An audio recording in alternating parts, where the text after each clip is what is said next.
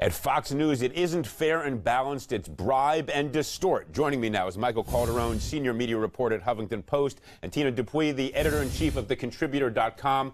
Am I overstating this, or is this in the past week we saw the huge report about bribing, hacking, nefarious activity throughout their newspapers in Britain? Now this, where Roger Ailes, implicitly with Rupert Murdoch behind him, wants Petraeus to run for the presidency, and they say, we'll pay for it, we'll run it. This isn't a news organization, this is a political machine. Have the two completely merged? Tina, am I overstating this case? Absolutely not. Here's the thing with Fox News. The only thing that makes them unethical is that they call themselves news. If they just said Fox Politics, then this would not even be something that we could talk about. Otherwise, they really should not be called. They're an entertainment organization that is very effective in politicking. They should just take the news out of their name. Right. I mean, Michael, it's not as though any of this is illegal. They're entitled to encourage people, I suppose, right? Right. I mean, the ironic thing here is that you have Fox News constantly saying that the media is liberal, they're in a tank for Democrats. I mean, the head of CNN or MSNBC would never have been able to do this and lasted through lunch that same day.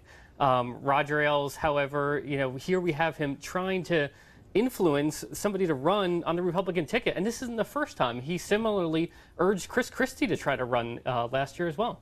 So I think what we're seeing here is that we understand and view and judge Fox and Murdoch by an entirely different metric. Right. You know, Tina, as you said, they are overtly political. Therefore, those of us who see them that way don't expect a neutrality. But if a legitimate, so-called legitimate, mainstream, neutral news organization did this, Michael, nobody could survive, no executive could survive this sort of behavior. No, I mean, Fox will call the New York Times bias, but you would never see the editor of the New York Times trying to influence, trying to get Hillary Clinton to run against Barack Obama. He might get Michael Bloomberg doing that, but that's a separate issue. It raises a separate issue.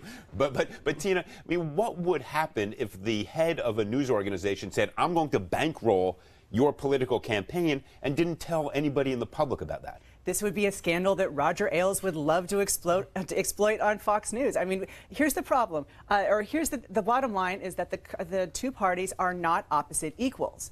It's not, just because the Republicans do it, therefore Democrats do it. That's just not true. And these stories really bring that home. Look, we have always believed that there are two separate silos. You have politics and you have those who operate in the political arena, and then you have a journalistic world where people write, cover. Yes, they can be biased, they write editorials, but this complete merger of the two, which we're seeing here, is somewhat astonishing.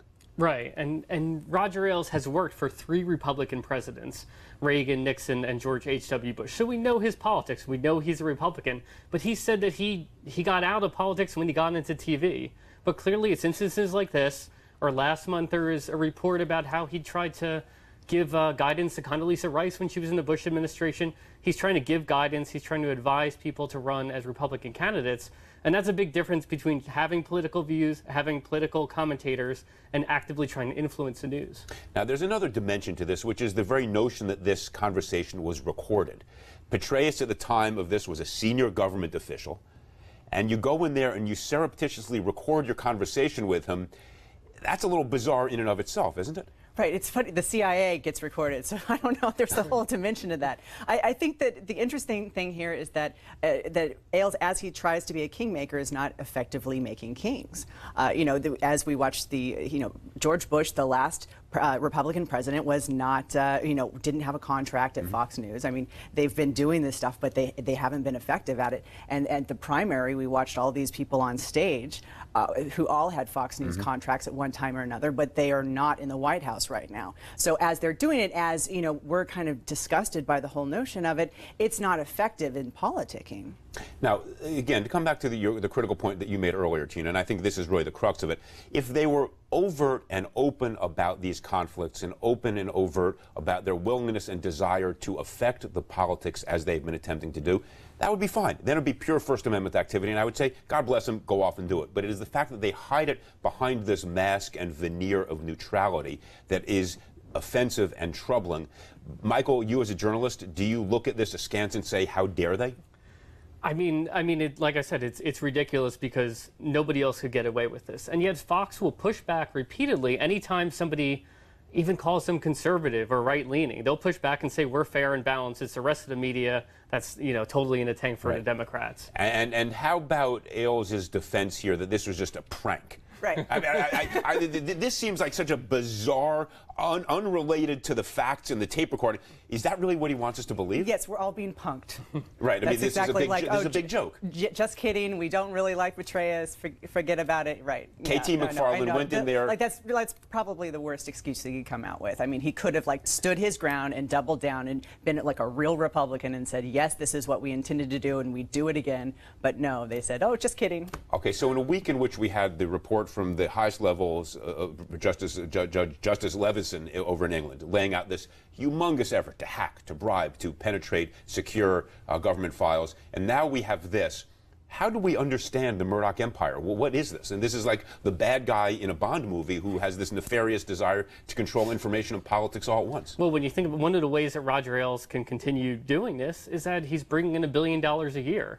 And his boss is Rupert Murdoch, a conservative who sees the bottom line and sees that Fox is bringing in a huge amount of money. One of the problems with Murdoch's empire right now, and they're breaking off the publishing side and the TV movie side, is you have this lucrative business and you have a struggling business, which is newspapers publishing. So Roger Ailes is firmly a part of one of the key parts of the Murdoch empire that's making a lot of money. Right. Roger Ailes oversees the TV. They mint money. Rupert Murdoch loves the print. That goes back in his bloodstream, and he uses the TV to subsidize the print, which he actually thinks in many ways is what influences the politics locally, even more than the TV. All right. Michael Calderone, senior media reporter at the Huffington Post, Tina Dupuy, editor-in-chief of thecontributor.com. Thank you both for your time.